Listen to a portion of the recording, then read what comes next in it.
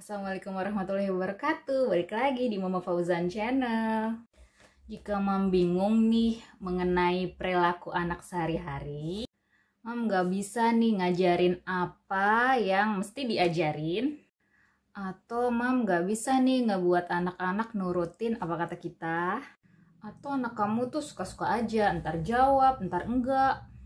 Atau sebenarnya anak kamu tuh bisa ngomong tapi nggak mau nunjukin di depan orang lain. Atau anak kamu tuh sering bersuara tapi menolak untuk merespon kamu. Nah, berarti kita sama-sama nih belajar yang namanya instructional control. Apa itu instructional control? Simak terus videonya.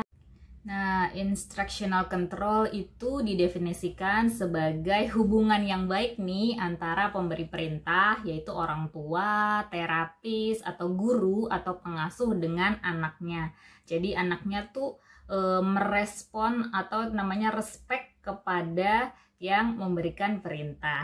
Jadi bahasa gampangnya tuh anak itu dengan senang hati yang namanya join di sosial dan mau belajar dengan yang memberikan perintah atau yang memberikan pelajaran.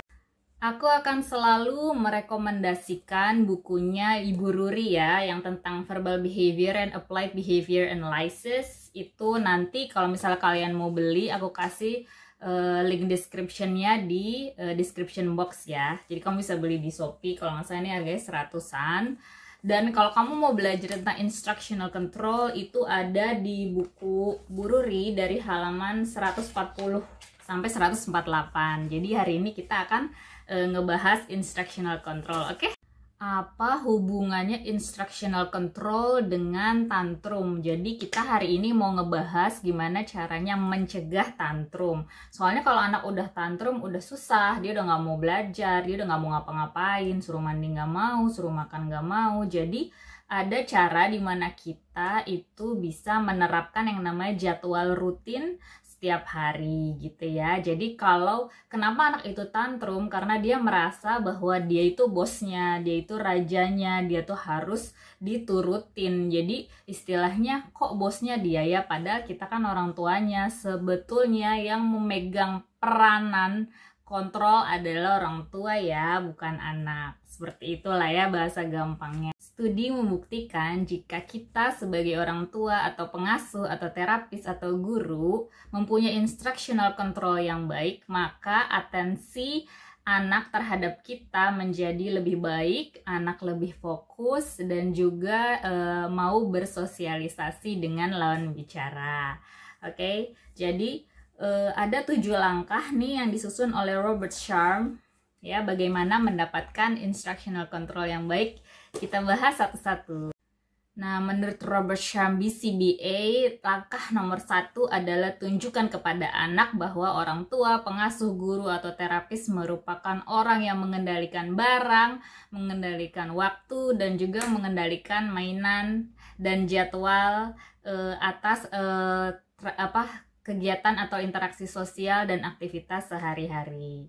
Oke, jadi untuk cara berbicara dengan anak speech delay ataupun dengan anak dengan gangguan bahasa ya, aku udah pernah bikinin videonya yang di sini dan aku kasih linknya juga di description box. Tapi sekali lagi ya Mam, ini tidak bisa untuk anak dengan gangguan reseptif ataupun gangguan bahasa ekspresif. Jadi ini digunakan buat anak yang gangguan artikulasi.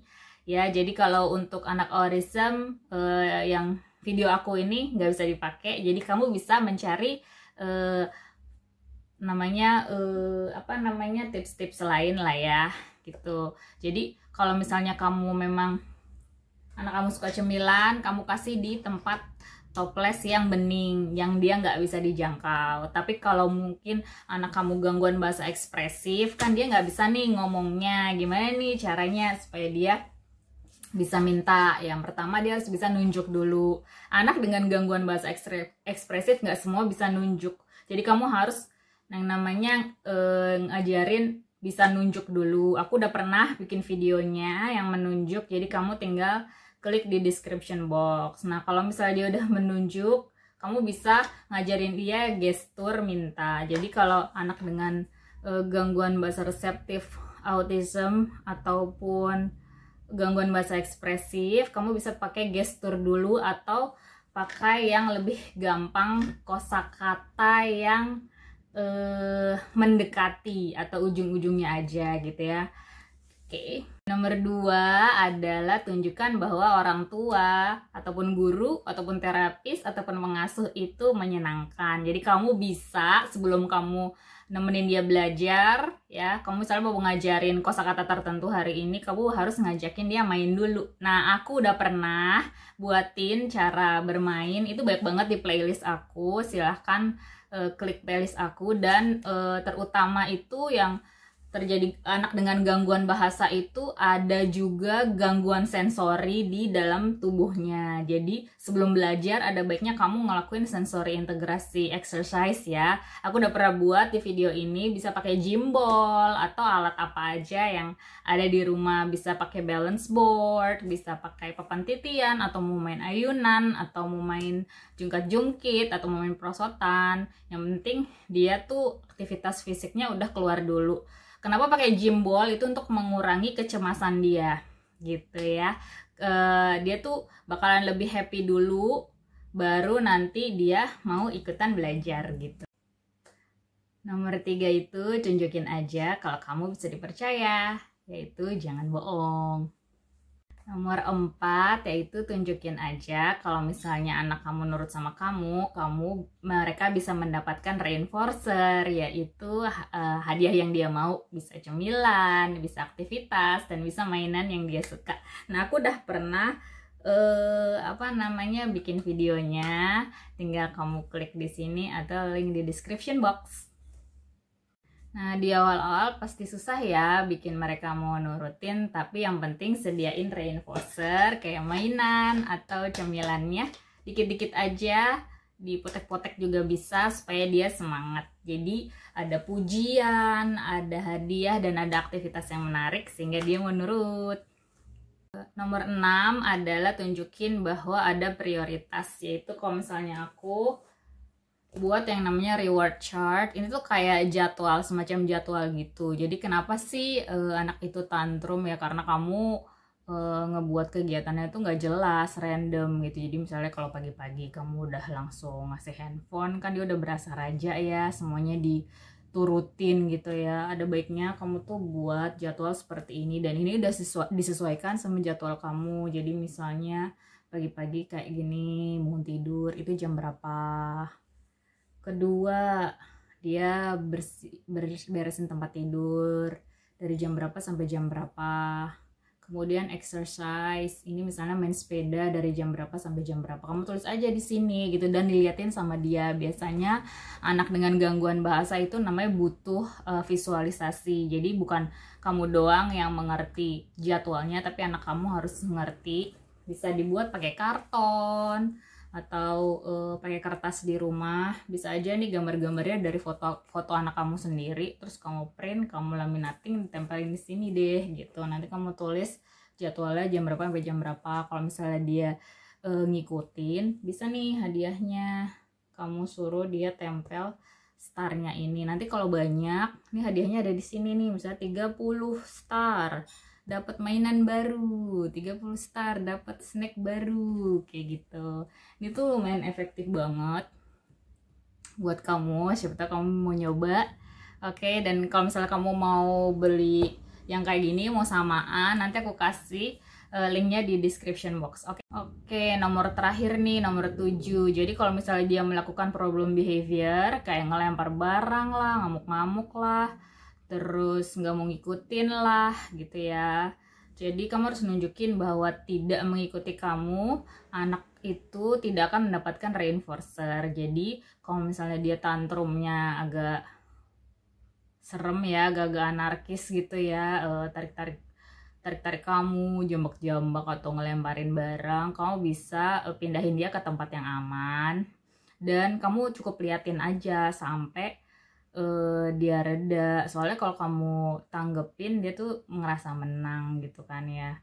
Dan reward chartnya ini tuh berguna banget Jadi kalau misalnya dia mulai ngerengek-ngerengek, misalnya baru belajar 5 menit, kamu bisa coba aja untuk ngeliatin ini. Kan nanti ada jadwalnya kan, misalnya belajarnya setengah jam, terus 5 menit dia udah ngerengek-ngerengek gitu kan. Kamu liatin lagi, iya ini nanti misalnya dari jam 9 sampai setengah 10, terus liatin jamnya setengah 10. Sekarang tuh baru jam 9 lewat 5, jadi kita harus tetap belajar ya, kayak gitu. Tapi kalau misalnya itu nggak berhasil, ya kamu tetap di jadwal belajar itu dengan kamu bisa cari alternatif yang lain gitu. Tapi kamu jangan pindah jadi main keluar terus jadi kegiatan yang lain. Kamu harus stay di jadwal itu. Misal kamu dari jam 9 sampai jam 9.30 adalah jadwalnya belajar. Jadi ya tetap harus di situ. Jadi kamu bisa cari alternatif lain, misalnya menggunting, mengelem, main stiker, melipat. Harus stay tetap di situ. Jadi nggak boleh pindah tiba-tiba nonton TV, tiba-tiba main sepeda. Kan jadwal main sepeda udah ada, mungkin tadi kan jam 8. Aku udah pernah buatin jadwal rutin, silahkan lihat di sini. Jadi kalau misalnya anak kamu merengek, ya dia harus tetap di jadwal itu supaya dia mengerti, oh jam segini tuh waktunya ini. Misalnya dia nggak mau ngikutin, ya nggak apa-apa, misalnya dia bermain bebas gitu ya, tapi bermain bebasnya harus dengan koridor yang di jam tadi gitu. Misalnya dia makan terus misalnya dia nggak mau, ya kalau makan kan emang paling lama tuh 15 menit. Kalau di atas itu ya paling dia udah nggak mau ya makanannya. Jadi kamu bisa perkenalkan buah-buahan misalnya, sambil potong-potong buah, sambil bikin jus dan sebagainya. Harus tetap di koridor makan. Dan makanan nggak boleh tiba-tiba pindah jadi main puzzle gitu, padahal itu masih waktunya makan, kayak gitu ya. Jadi bukan memaksa makannya, tapi dia harus berada tetap di jadwal itu. Jadi kamu harus cari tema lain. Oh, dia lagi nggak mau makan nih, lagi susah nih, ya udah tetap misalnya pindahin kacang hijau gitu. Jadi tetap di timelinenya si makan ini, kayak gitu ya. Mandi juga gitu, misalnya dia nggak mau, ya udah main air aja dulu gitu kan. Jadi dia harus tetap di timeline mandi gitu ya sampai jadwalnya habis gitu. Oke, sekian dulu tips dari aku.